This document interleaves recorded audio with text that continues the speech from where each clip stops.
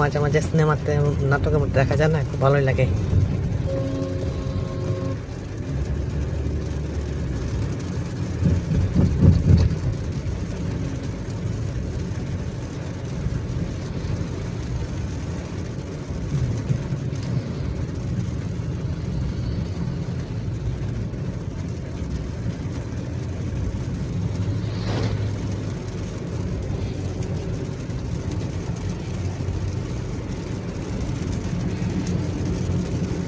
এলাকাটা মানে সুন্দরের মধ্যে একটা জায়গা।